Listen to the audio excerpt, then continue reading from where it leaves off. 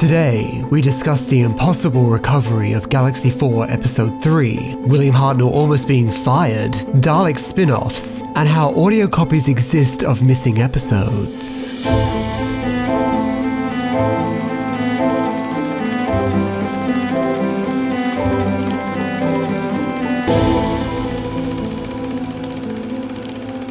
Our fourth missing serial is Galaxy 4. The Doctor and his friends must decide who is on the right side, the beautiful Dravens or the disgusting Reals. If they choose incorrectly, it could spell the end for the Travellers. Sadly, only episode 3 exists in the BBC archive.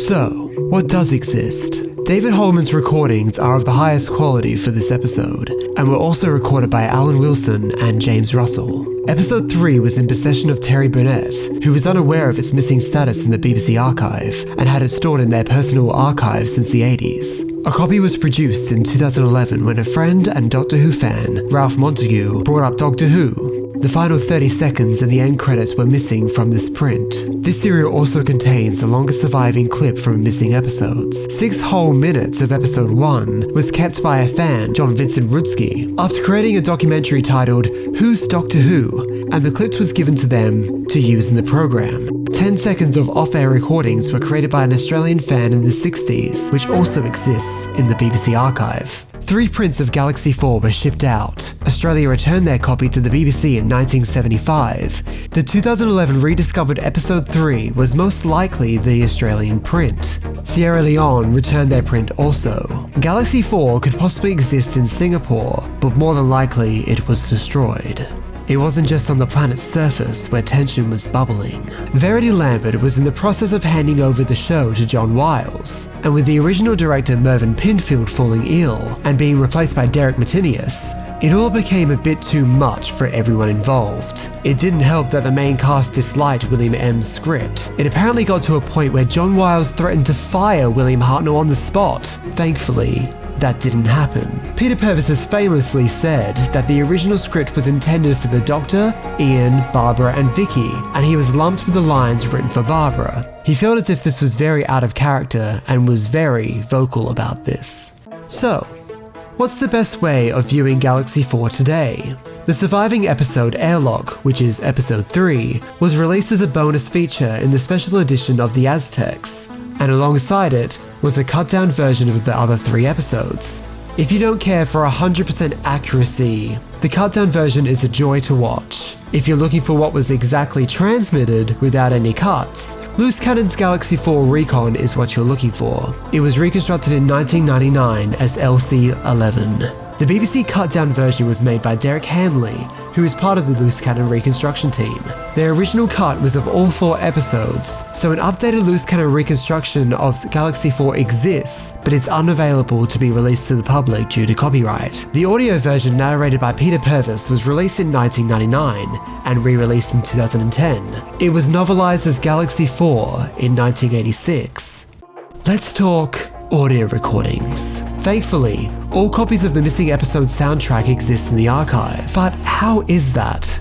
We can thank a bunch of enthusiastic Doctor Who fans from the 1960s for that. Some recordings were made by simply holding a microphone to the television set, and others, like Graham Strong, created other methods to record the audio signal directly to their reel-by-reel recorder. Gray's recordings are considered the highest quality due to his ingenious method. Graham Strong recorded from the Daleks' master plan to the Dominators. A few episodes he missed, or even wiped. He deleted his copies of the Celestial Toymaker and the Gunfighters, finding them both to be silly. Many years later, Graham approached the BBC to see if they were interested in his recordings, and they turned him away. Thankfully, a few months later, Graham's friend Stephen Cranford put together a sample tape, which eventually ended in the hands of Paul Veneers, who worked on restoring Doctor Who for the home media market. In 1994, the BBC finally thanked Graham by giving him a courtesy tour of the BBC studios. David Holman's high-quality recordings were sitting in a memorabilia shop up until 1995, unaware of their importance.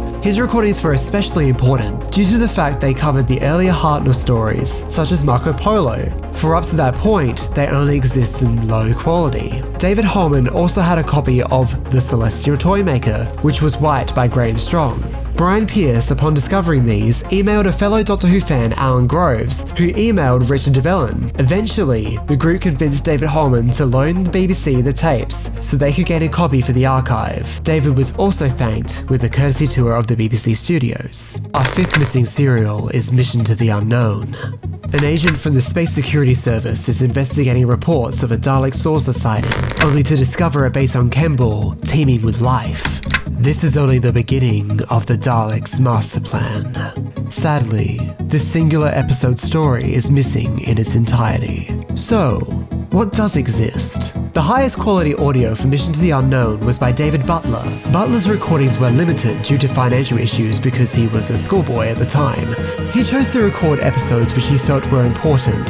Alan Wilson and David Holman also recorded the story, but the quality is not as great as Butler's. Sadly, there are no surviving clips or tele-snaps that exist of this story.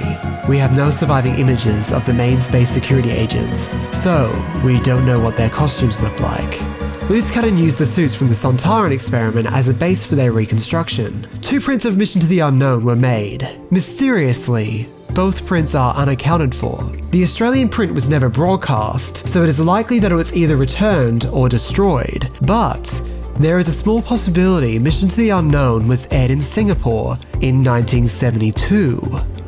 Internationally, Doctor Who is generally bought in blocks. This means you don't just buy one serial, you buy a few. Singapore bought 85 individual episodes, but the block only contained 84, according to the BBC. It makes sense that Mission to the Unknown was included as an extra episode due to the fact that the block contained Galaxy 4 and the Mythmakers. It would also make sense if they aired Mission to the Unknown in its rightful spot, but according to BBC documentation, they never sold Mission to the Unknown to them.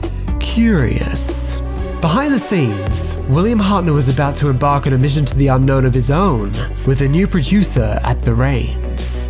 This episode was Verity's last credit as producer and handed over the position to John Wiles, who was probably quite happy Bill didn't appear in this episode due to their rocky relationship. Meanwhile, since the Daleks were so popular, Terry Nation used Mission to the Unknown to lay groundwork for a potential spin-off, yet it never quite panned out. In 2010, Big Finish released an audio adaptation of the pilot episode that was based on the synopsis of the script under the title The Destroyers. So, what's the best way of viewing Mission to the Unknown today? As of this video, there has been no official animation of Mission to the Unknown, although an unofficial animated reconstruction funded by Ian Levine was leaked a while ago when he tried to sell it to the BBC, who turned it down. It can be easily found online. Loose Cannon released their reconstruction in the year 2000 under LC13. They are allegedly working on an updated version with an unknown release date. An audio release, narrated by Peter Purvis, was released in 2001.